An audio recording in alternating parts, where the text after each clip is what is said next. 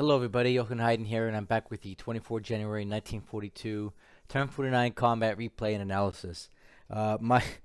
My personal physical condition continues to deteriorate. I think I am gonna get COVID here, but the war must go on, and you guys need to see what's happening here. So I'm gonna grind this out today, and I'll suffer through this, and we'll see what Lodrik does to us. So the big talking point is gonna be Java this turn. Let's see what happens.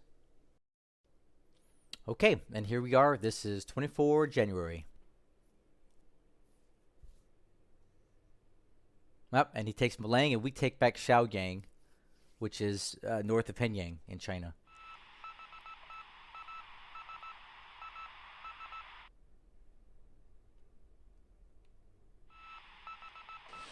AKL. Oh!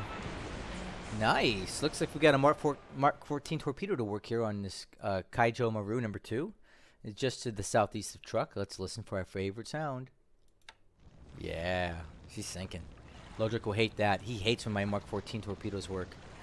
Watch. I bet you there's like 3 more sub-attacks with our torpedoes and they don't work. Okay, well that one's a straight miss at Hvalfjörður from the Pompano. Nothing really happened there.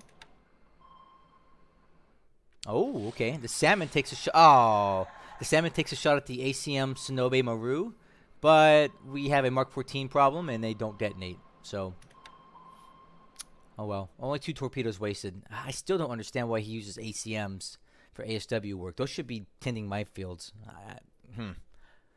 There's better options for ASW work than ACMs.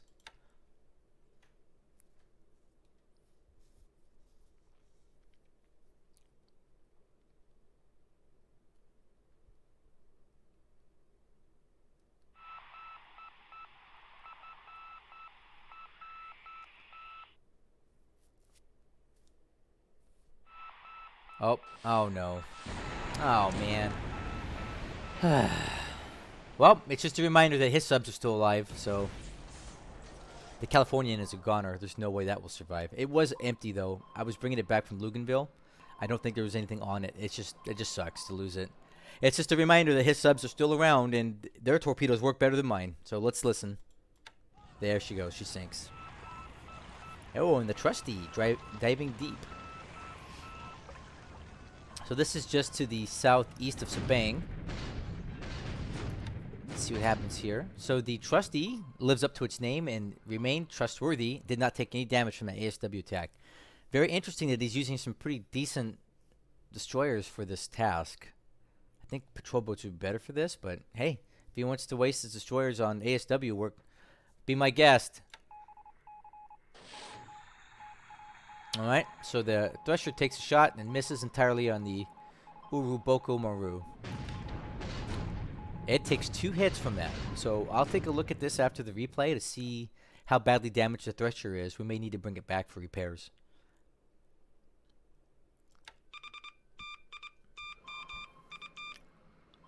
Oh man.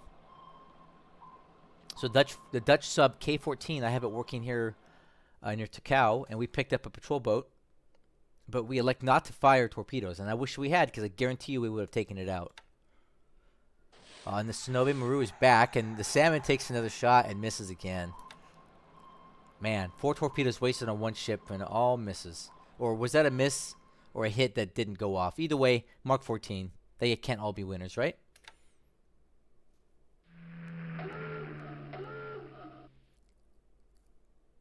Oh, float planes, huh? What do we got going on down here?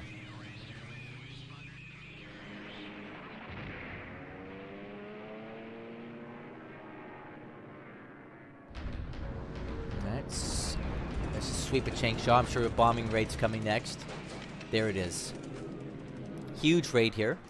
And this is aimed at the airfield to try to slow us down from building fortifications. The Sacrificial Lamb, south of Kukong. It's marked for death. It'll whittle away into nothingness as the day goes on. The days go on. Here's a raid trying to soften us up south of Kukong here, because he's trying to break through and relieve his forces at Kukong, but I just don't see that happening.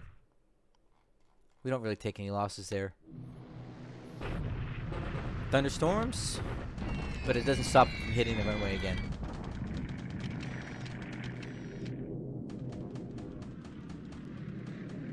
Ooh, this is not going to be pretty. So we get through, shockingly. But I don't think we're going to get out. And no. So all the SP3s are sliced and diced up here. And I'm sure we've got more coming in because they're going to trickle in and he'll just kill all of them. Yep. They don't even make it in. And more. Let's feed them some more kills, why don't we? And they're all gone. So I think that's basically all of my SP3s. I don't think I have any left. That's a shame.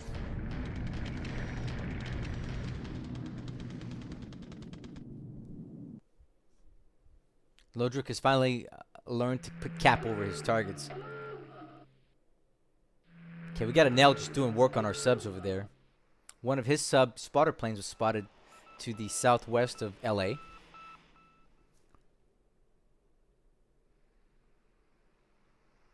Something sighted there near Monado.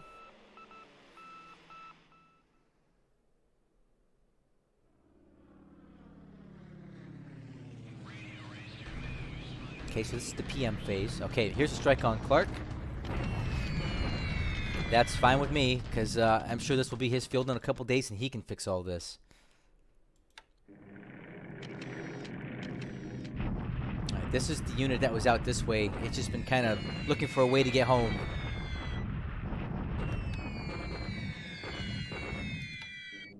Alright, another strike on Clark. Does great damage to his base, because it's going to be his any day now.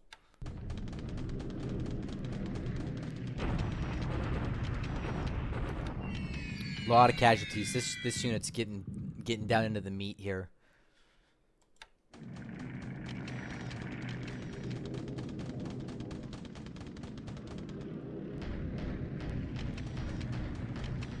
Oh.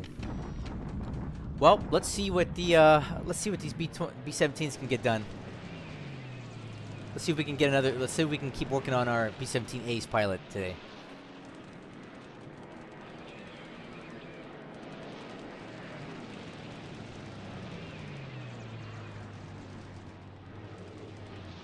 Nice.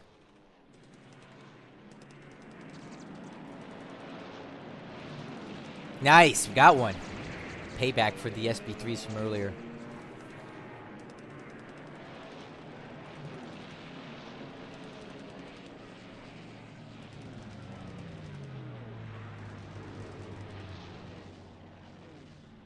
I'd love to kill another one. Let's do it.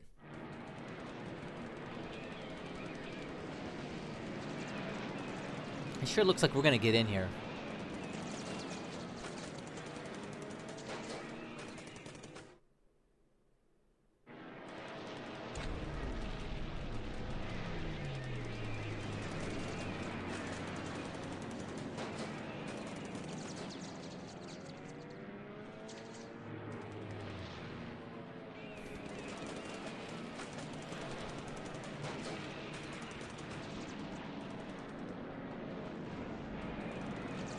Almost.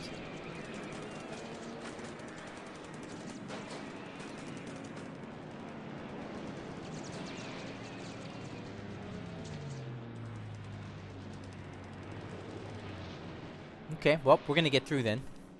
Hopefully we can do some damage to these paratroopers.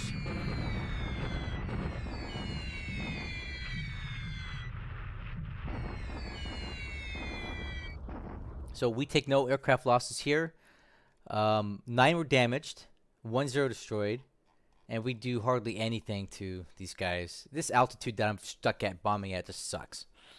I want to get down there low and just carpet bomb the crap out of these guys, but Lodrik won't have it, so we're stuck at 10,000 feet, and this is what we get. I will say this, the disruption from the zeros probably didn't help, and the thunderstorms didn't help either.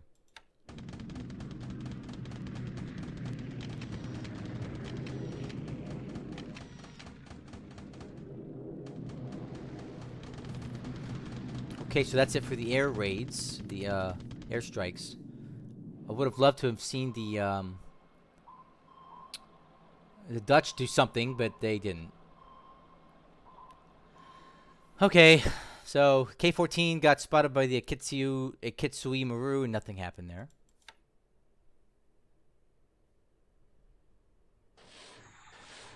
Oh. Woo. Okay, we got subs here. We need to keep an eye on that. See, I-124 is now in between Calcutta and Rangoon, so we're gonna have to get some more ASW over here like ASAP. Lot of sub activity this round.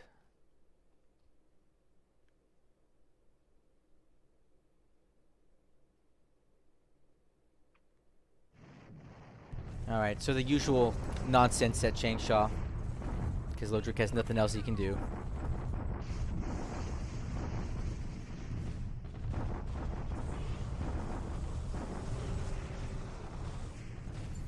Okay, so we take a lot of casualties, but we do a little bit of damage to him too. That's always nice, right? Okay. And then the usual bombardment up north.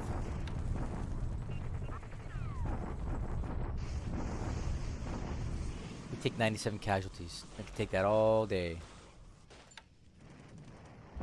Now he's bombarding Clark.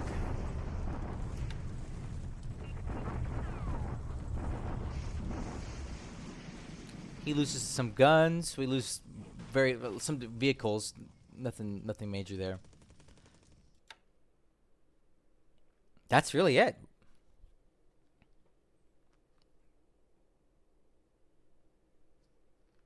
Oh, pretty quiet turn overall. Just a lot of sub activity, but nothing crazy. It sucks that we lost that ship near Noumea, and we know we've got Japanese subs working off of in between Rangoon and Calcutta, so we'll have to deal with that. But, you know, I've had worse turns than this, for sure.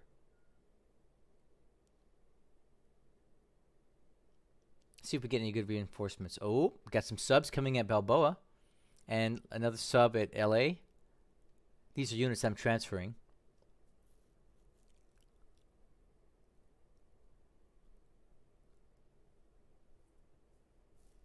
Ooh, I think these are B-17s.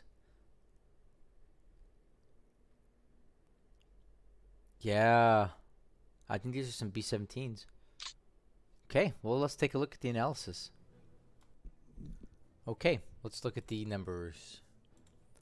So, starting with aircraft losses today. Another bad day for us, 18-5. Basically, all my SB-3s got shot down. We lost two the B-17s. One air-to-air, one ops. I don't recall seeing that happen, but you know those animations when you're seeing the combat, they don't always show everything. So I tend to follow this more than the animations. It's saying we've lost two more PBY-5s, which this is starting to get a little bit excessive, the amount of ops losses we're taking. I don't get a lot of PBYs every month, and the fact that we're losing so many is starting to catch up to me. And one was shot down air-to-air, and I did not recall seeing that either. Lodrik lost one of each of the following aircraft here. And again, we lose another H-81, which are the Flying Tiger P-40Bs. So we're losing a lot of these things, and we need to stop losing so many because we're not getting that many back every month. So for top pilots, this is not great. 7 MIA, 3 wounded in action, and 3 KIA. So the missing in action ones are probably going to be mostly Chinese. And then we can take a look at our wounded and see how that looks.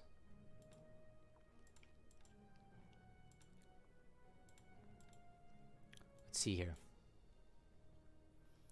Well, it does appear that a lot of them are coming back. It's not showing any here. This guy here, this Dutch fighter guy, he's not coming back, so we're going to go ahead and retire him. And that's basically it for the wounded pilots. I mean, the rest of them have been accounted for. Army lost points, not much to talk about here. It creeped up just a little bit for us. He's holding steady at 303. Allied ship sunk versus his ship sunk. We traded last round. I lost the Californian near Noumea, and he lost the Kaijo Maru #2 near Truck. Granted, one's an AKL, one's an AK, so my loss hurts more than his, but it's always nice to see Mark 14 torpedo hit just to rub it in Lodrik's face because I know he hates that. Yeah, so these are the numbers. Take a look. We did actually close up the score just a little bit because I think Nomea gained another airfield size, so that increases our base points a little bit. So we'll just start in China as always and go through the tactical situation. Nothing new up here, status quo. Nothing really new down here, status quo. We do have this whole supply lane back open, and if you look at Kukong, all of my troops are now in supply. So we're going to make another attempt on attacking Lodrik here, because I know for a fact he does not have supply, and we do. So we're going to give it a shot. If you look at the soft numbers here, minimal disruption. Fatigue is within acceptable levels, so we're going to go for it. Hopefully we can get something done here. I'd love to close the chapter on Kukong once and for all and get those troops dead so we can move on with our campaign in China. In Rangoon, Burma, we're just getting more supply in every turn.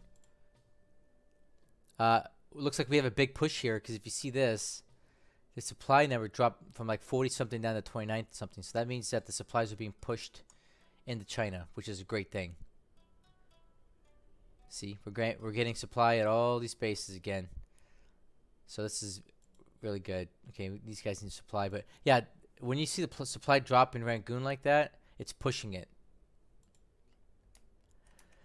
All right, so we have this task force here, which I initially thought was a cruiser task force, but it appears to me now to be an ASW task force. So I don't think he's sending any more cruisers north for a while. The only thing we have to worry about are subs, which we did get intercepted by a sub somewhere around here last turn. So I'm moving some more ASW assets to work off of the coast here, so we don't have to deal with losing ships coming in and out of Rangoon, because this is still the fastest way to get supply in and out of Rangoon, is by shipping it from Calcutta and not trying to get it down the overland route, which does work, but it's very, very slow. Nothing new happening in Malaya. Let's talk about Java. Okay, so he's firmly entrenched here at Malang. And if you see the arrows here, he's already moving in 3 different directions, right? He's spreading out and he's going. So what we're going to be doing now is probably pulling out what we can. This is what I have left in the port. I don't think I can get this sub.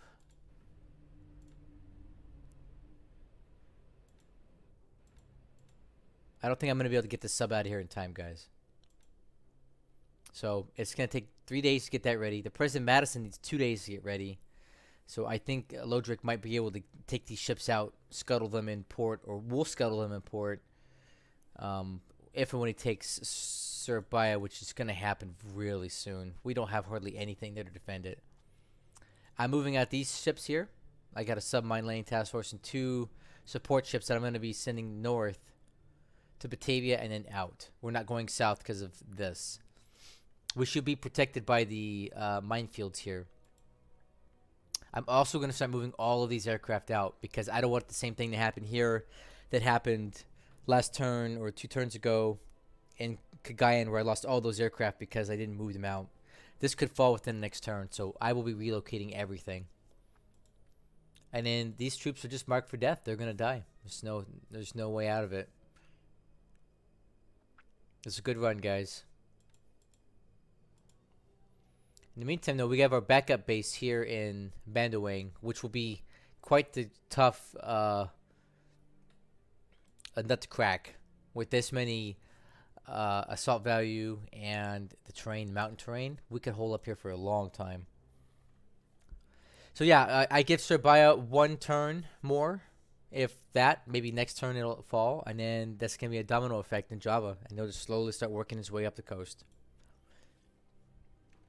We spotted this convoy here this turn. It's moving southwest this way, so he may be going for, I don't know, Kendari or Ambon. I'm not quite sure, but this definitely looks like a troop transport unit. Situation Rabal's getting kind of dicey with his ASW aircraft spotting us so much. If you look at my subs, they all have high detection. So he knows where each and every single one of them are at. So I have to continue to move them further out every turn. And the further out they go, the harder it is for me to catch the ships when they're leaving. So He's got very effective ASW work going on here near Rabaul, and it's just pushing my subs further away because I can't afford to be losing subs to air attacks. So he's got a firm grasp on all of this here, and you can draw a nice little line all the way around it, a big circle, where he can spot my subs. So I can't stay in close to Rabaul anymore. Oh, yeah, I didn't mention it, but remember how I said I couldn't find his carrier task force last turn? Well, we found it. It's right here. It never went anywhere. He brought it into the coastline near Malang, and quite honestly, I don't know if Lodrik understands this, but like when you operate a carrier task force off of a coastal hex, there's a penalty that your aircraft take for operating. I think they get reduced like 50% total sorties available or something like that, where you get less aircraft off per turn. So I don't know if he knows that, but that could work in our favor just a little bit. All that being said, we are relocating the aircraft out of here. We're not going to try to be doing anything crazy here. Not with 97 fighters sitting in here. It's just too much for us to take. So at least we know that this guy is not out here in the Indian Ocean or heading down towards Perth. So that definitely bought us some time. So we're going to get these guys going back to Perth. I had them moving away because I didn't want them to get caught up.